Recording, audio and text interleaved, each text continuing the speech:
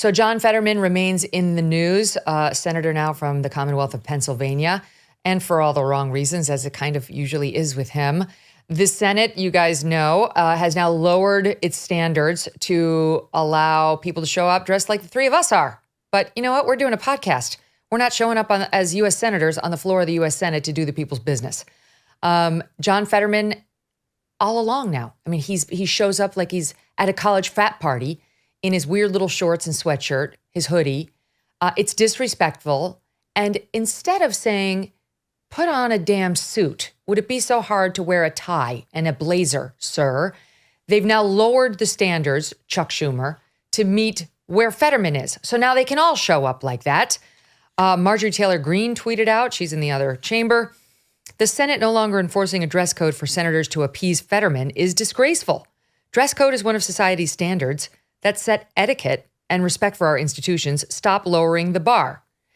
Now, what's interesting about that is, of course, we're not surprised to hear, and Marjorie Taylor Greene took a shot at Fetterman, is he decided to respond. He went on with Chris Hayes on MSNBC in what was just a train wreck of an interview. We're going to go through a few of the sound bites, but here's the first one in which he responds to her. Her platform, really, she runs on more and more ding-a-ling, picks, on in the meetings over in Congress. So again, I'm not really sure why she cares how I dress, but she really takes it a different way. Okay, I managed to at least comprehend what he was trying to say there, Maddie Kearns. I mean, I followed a bit, but the bottom line is he's thrilled. He's thrilled that now we're going to have a bunch of schleps walking to vote for us on the Senate floor, looking just like him. And is this part of some loss of civility, formality, pomp and circumstance that mattered? Yeah, I think definitely. I think on one level, there's a certain vanity to it. I mean, he wants to be remembered for the guy who changed the dress code, who made it okay to wear your sweatshirt and your slacks. And also, as you say, there's a kind of symbolism to it.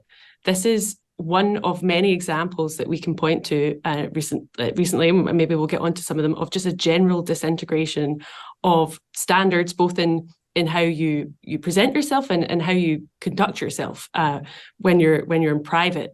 We obviously saw with Lauren Boebert and her incident, but this is just, I think, a kind of depressing move. I mean, the fact that he's trying to present himself as edgy and eccentric is one thing, but the fact that Chuck Schumer responded by quietly changing the dress code is just really, very depressing. I mean, to share kind of a personal anecdote as to why I think it's really important that people with serious jobs who make serious consequences on other people's lives should be dressed in a way that reflects that seriousness.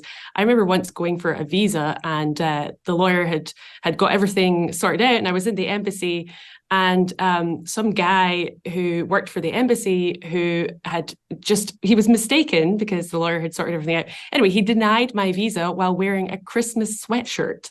And I was just so mad about this, because I was like, you're making a decision that like really upends my life, and you're wearing a Christmas sweatshirt. Like, this is just, what is going on? This is really just not, I feel like you're not taking me seriously. I feel insulted.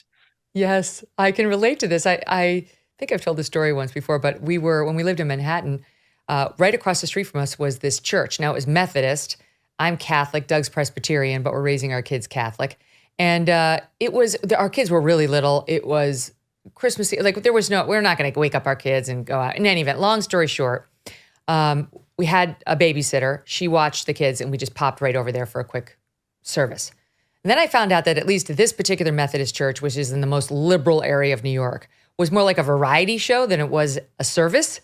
And I mean, it was bizarre. I've never seen anything like it. And this woman's coming down the aisle with like the spiky, like colored hair, and she's wearing a Santa hat. And, it's like the most holy holiday in one of them in Catholicism. And I'm like, oh, that's not really an appropriate outfit for Christmas Eve Mass, but okay. And she was our minister. She went behind pattern. I'm like, what's happening? I missed the formality of the Catholic Church. But this is it's a pattern, Jim Geraghty, where, again, I feel kind of hypocritical because I wear Lululemon every day, but I'm doing a podcast. If I were doing U.S. Senate work, I would be in a proper suit. You know what, Megyn? Actually, I thought I was feeling kind of hypocritical too. So I'm going to change it to a suit for the remainder of this segment. He's done I don't doing feel buttons, right. people. Usually I wear, look, I work from home, which means I'm wearing business casual most days. Yes. Black tie and tux is later on. I apologize to everyone who's getting the video version. Don't worry. It's coming off, Maddy. If you want to play the Mr. I'm a little Rogers theme. alarmed. No, it's much more. It's a beautiful day in the neighborhood. A beautiful day. I went more R-rated. You went Mr. Rogers. I'm giving you the striptease. He's taking off clothing, people. Because I Now know it's that coming me back taking on. my shirt off is exactly what's going to bring in the viewers to the Megyn Kelly Show. But anyway, I'm being joking about this. And Fetterman said, people shouldn't judge me by what I wear. Okay. Let's judge him based on his record there in the Senate. He's missed more than 33% of the votes so far in this session. Now, a lot of that was because of his treatment for depression at Walter Reed. We're all glad that that treatment appears to be working. His mood is better. He's not fighting very serious depression, and his description of that in a cover profile in Time magazine, it sounds devastating. So I'm really glad to see Fetterman is feeling better. I also noticed, though, he did this interview with the New York Times in late July, where they asked him, how's life in the Senate?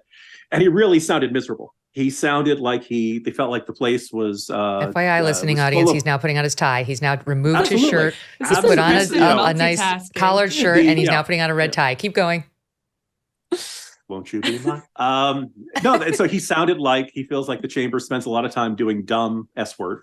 He also likes to use bad words. He likes to use 4-letter words. I'm not going to judge you for doing that, Megyn. I think, as you said, the standards for a podcast and the standards for the U.S. Senate are a little bit different, but I do think he thinks that adds to that authenticity there. That this is who I am. At least you can understand him. At least when he's swearing, I understand the words coming out of his mouth. And he also, this is something, again, I feel very sympathetic to. He talks about when you join the U.S. Senate, it's a guarantee you're going to spend 50% less time with the people you love the most, his family. And I heard that, and I was like, wow, so you had this guy. He's had this life-threatening stroke that really left him in rough shape. There was this kind of ridiculous letter from his doctor that was put out in October of last year saying that he was fit for duty and had no major, physical challenges. And then we all saw in the debate that he was still in really rough shape, having a very hard time communicating. And so he goes through that, but he gets to the Senate. He has depression that is so serious that he says he was not suicidal, but that he suit coat's going on. He's layering up. Keep going. I'm talking about the most serious topic imaginable, and being doing this ridiculous sight gag that I started 5 minutes ago and seemed like a good idea at the time, and now quite doesn't seem like such a good idea at the time. But anyway, well, your headphone cable is actually buttoned into your shirt now. It's part of me, Maddy. I am now man and machine, complete cyborg. This is the worst striptease ever. Because I'm putting more on. It's kind of that's an indication of how the money is going. They're paying to put more clothes on. The heavy coat goes on next. But semi-seriously, he seems like a guy who's had really serious problems. He's away from his family. And it sounds like he hates the job of being senator. And he literally has just made very clear, he does not believe the job is worth putting on a suit for. So I'm kind of left asking, why is he there? Why was it so important for him to be a senator? The state of Pennsylvania has 12 million people. Quite a few of them are over age 30, and residents of the state, which are the only real requirements to be a U.S. senator. Could we find another? Junk science. That's what the doctor called many of those fruit and vegetable supplements on the market. Junk science because they use extracts of common produce department fruits and vegetables with very few health benefits. But I want to tell you about Field of Greens. Field of Greens is different. They use whole organic fruit and vegetable, not a watered down supplement. And it's backed by a better health promise, which I'm going to tell you about. Each ingredient in Field of Greens was scientifically chosen to support vital organs like heart, lungs, and kidney health. Others support your immune system, blood pressure, metabolism, and healthy weight loss. Their better health promise is simple. The next time you're at the doctor for a checkup, if the doctor does not say you're looking healthier than before, you get your money back. That's a deal for you right there. So let me get you started with 15% off. Visit fieldofgreens.com. Use my promo code MK, at fieldofgreens.com. Hey, thanks so much for watching. If you like what you just saw, hit the subscribe button for more clips and full episodes.